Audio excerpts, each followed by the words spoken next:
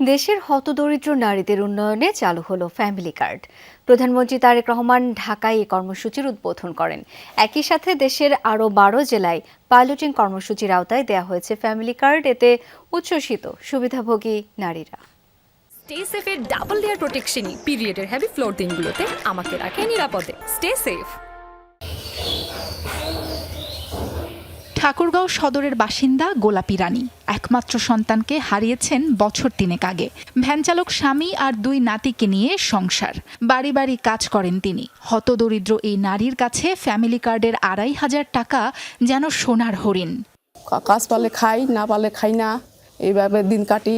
আমার বড় খুব অভাব। ফ্যামিলি কার্ড দিয়ে যদি আমাদের টাকা পাই তাহলে আমাদের সংসার কিছু রাখা যাবে। প্রথম ধাপে 37,567টি পরিবারের হাতে ফ্যামিলি কার্ডের সেবা পৌঁছানোর উদ্যোগ নিয়েছে সরকার। ঠাকুরগাঁওয়ে উদ্বোধনী অনুষ্ঠানে উপস্থিত ছিলেন স্থানীয় সরকার মন্ত্রী মির্জা ফখরুল ইসলাম আলমগীর। এ সময় সরকারের বহুমুখী পরিকল্পনার কথা তুলে ধরেন তিনি। হতাশ হবেন না, হঠাৎ করে ওয়ে কেন পালে মুই কেন পানুনি, এটা ধৈর্য ধরেন, আপনিও পাবেন। একটু ধৈর্য ধরেন।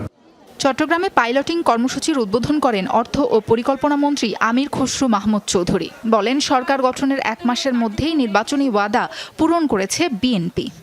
যিনি নারী প্রধান, তাকে যদি ক্ষমতায়ন করা না যায়, তার যদি সক্ষমতা বাড়ানো না যায়, তার যদি আত্মবিশ্বাস বাড়ানো না যায়, তার যদি সামাজিক সম্মান বাড়ানো না যায়, তাহলে আগামীর বাংলাদেশ গড়তে পারবো না আমরা।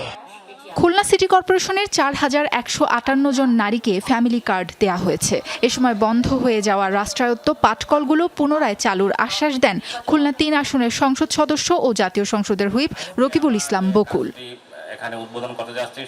বগুড়া সদরের শাখারিয়া ইউনিয়নের 3 নম্বর ওয়ার্ডে উদ্বোধন হয় ফ্যামিলি কার্ড কর্মসূচির। প্রথম ধাপে জেলায় 496টি ফ্যামিলি কার্ড বিতরণ করা হবে। 22 দিনের মাথায় 23 দিনের মাথা আমাকে সরকার আমাকে তাকাইলো। আমরা খুব অসহায়। উপর আল্লাহর কাছে প্রার্থনা করি, আল্লাহ তারে সুখী সমাধান দাও। আমার ছেলের আয় দিয়ে টাকা পয়সা দিয়ে খাইতেছিলাম, ওই যে পায়ে ব্যথা, প্রেসারের রোগ, ওষুধ খাইতে পারতাম না। এখন আমি একটু ওষুধপত্র খাইতে পারবো।